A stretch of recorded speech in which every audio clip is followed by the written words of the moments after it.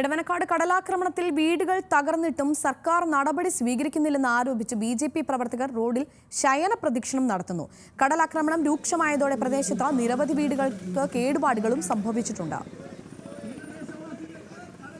കൂടുതൽ വിവരങ്ങളുമായി എടവനക്കാട് നിന്നും സഹിൻ ആന്റണി ചേരുന്നുണ്ട്. സഹിൻ, എന്തൊക്കെ കാര്യങ്ങളാണ് ഈ പ്രതിഷേധക്കാർ ഉന്നയിക്കുന്ന പ്രധാനപ്പെട്ട ആവശ്യങ്ങൾ? ഈ ശയന പ്രദക്ഷിണം പോലുള്ള പ്രതിഷേധ പരിപാടികൾ അത് എങ്ങനെയാണ് അവിടെ പുരോഗമിക്കുന്നത്? എന്താണ് വിവരങ്ങൾ? വീണ സൂചിപ്പിച്ചതുപോലെ തന്നെ എടവനക്കാട് കഴിഞ്ഞ ഏതാനും നാളുകളായി കടലാക്രമണം നടന്നുകൊണ്ടിരിക്കുകയാണ്. ഈ കടലാക്രമണത്തിൽ സർക്കാരിൻ്റെ ഭാഗത്തുനിന്നും കൃത്യമായ ഇടപെടൽ ഉണ്ടാകുന്നില്ല എന്നുള്ളതാണ് ബി ജെ പി പ്രവർത്തകർ മുന്നോട്ട് വയ്ക്കുന്നത്. അതുകൊണ്ട് തന്നെയാണ് അവരിപ്പോൾ ഒരു ശയന പ്രദക്ഷിണം നടത്താൻ തീരുമാനിച്ചിരിക്കുന്നത്. എന്തായാലും ശയന പ്രദക്ഷിണം ആരംഭിച്ചിരിക്കുകയാണ്. ഇപ്പോൾ അവരുടെ സംസ്ഥാന കമ്മിറ്റി അംഗമായിട്ടുള്ള TP സിന്ധുമോളാണ് ഇവിടെ ഉള്ളത്. എന്താണ് ഈ ഒരു സമരം കൊണ്ട് ഉദ്ദേശിക്കുന്നത്? ഈ സമരം ഇവിടെ എടവനക്കാട് അതുപോലെ നായരമ്പലം ഉൾപ്പെടെയുള്ള തീരദേശവാസികളായിട്ടുള്ള ജനതയുടെ വർഷങ്ങളായിട്ടുള്ള പ്രതിഷേധത്തിൻ്റെ ഭാഗമാണ്. ഇവിടെ ആദ്യത്തെ സുനാമിക്ക് ശേഷം ഈ തീരദേശങ്ങൾ തകർന്നടിഞ്ഞിട്ട് കാലങ്ങളായി. അതിനുശേഷം പല പാക്കേജുകൾ പ്രഖ്യാപിച്ചുകൊണ്ട് ഇവിടെ മാറി മാറി വന്ന സർക്കാർ അവരെ പുനരധിവസിപ്പിക്കുമെന്നും അവർക്ക് വേണ്ട കാര്യങ്ങൾ ചെയ്യുമെന്നും കടൽക്ഷോഭം തടയാൻ ഉൾപ്പെടെയുള്ള കാര്യങ്ങൾ ചെയ്യുമെന്ന് പറഞ്ഞ് ഓരോ തെരഞ്ഞെടുപ്പോഴും ഇത്ര ഫണ്ട് പാസ്സാക്കുമെന്നൊക്കെ പറഞ്ഞ് ഇവിടുത്തെ ജനങ്ങളെ വഞ്ചിച്ചുകൊണ്ടിരിക്കുകയാണ്. പക്ഷേ ഇപ്പോൾ നമുക്കറിയാം, ഈ കാലാവസ്ഥാ വ്യതിയാനം സംഭവിച്ച സമയത്ത് എപ്പോഴാണ് മഴ വരുന്നത്, എപ്പോഴാണ് കടൽക്ഷോഭം ഉണ്ടാകുന്നത്, എപ്പോഴാണ് ഇവർ ഈ പ്രശ്നങ്ങളിലേക്ക് വീഴുന്നതെന്ന് അറിയാതെ അന്തി ഉറങ്ങുന്ന നൂറുകണക്കിന് ആളുകൾ ഇന്ന് തീരദേശത്തുണ്ട്. അവർക്ക് ഇന്ന് സുരക്ഷിതമായി അവരുടെ കുഞ്ഞുങ്ങളുമായി അന്തി ഉറങ്ങാൻ സാധിക്കുന്നില്ല. കടൽക്ഷോഭം ഓരോ ദിവസവും നമ്മൾ എങ്ങനെ പ്രഡിക്റ്റ് ചെയ്യാൻ സാധിക്കുന്നു അതിനപ്പുറത്തേക്ക് പോയിക്കൊണ്ടിരിക്കുകയാണ്. ഇത് കാലങ്ങളായി CPM മുന്നോട്ട് പറയുന്നത് കേന്ദ്ര സർക്കാർ കൃത്യമായ ഫണ്ട് നൽകുന്നില്ല എന്നുള്ളതാണ്. അങ്ങനെയുണ്ടോ?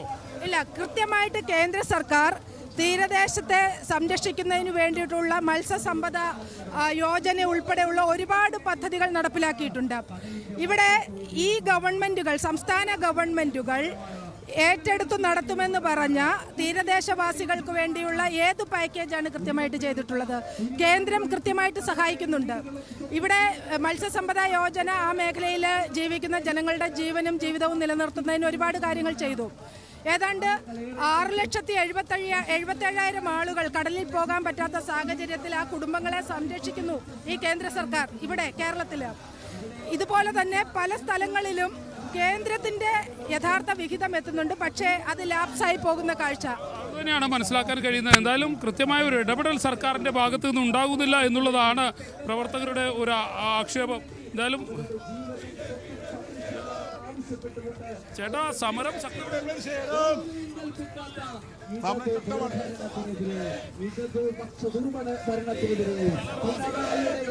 അതുതന്നെയാണ്, അദ്ദേഹത്തിന് തല കറങ്ങുന്നുണ്ട്. അതുകൊണ്ട് അദ്ദേഹത്തിന് അധികം ഒന്നും പ്രതികരിക്കാൻ കഴിയുന്നില്ല. ഇവിടുത്തെ BJPയുടെ ഒരു മണ്ഡലം പ്രസിഡന്റാണ്. അദ്ദേഹത്തിന്റെ നേതൃത്വത്തിലാണ് ഇത്തരത്തിലുള്ള ഒരു സമരം നടന്നുകൊണ്ടിരിക്കുന്നത്. നേരത്തെ സൂചിപ്പിച്ചതുപോലെ തന്നെ എടവനക്കാട് കൃത്യമായ ഒരു ഇടപെടൽ സർക്കാരിന്റെ ഭാഗത്തു നിന്ന് ഉണ്ടാകുന്നില്ല എന്ന ആക്ഷേപമാണ് BJP പ്രവർത്തകരടക്കം മുന്നോട്ട് വെച്ചുകൊണ്ടിരിക്കുന്നത്.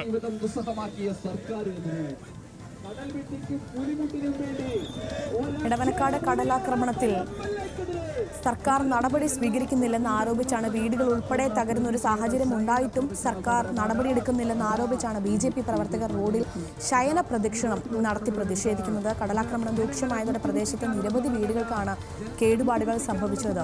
ഇതെല്ലാം സൂചിപ്പിച്ചുകൊണ്ടാണ് അവർ ഈ ശയന പ്രദക്ഷിണം പോലൊരു പ്രതിഷേധ പരിപാടി നടത്തിക്കൊണ്ട് സർക്കാരിനെതിരെ തിരിഞ്ഞിരിക്കുന്നത്. കൂടുതൽ വിവരങ്ങളാണ് എടവനക്കാട് നിന്നും സഹിൻ ആന്റണി നൽകിയത്.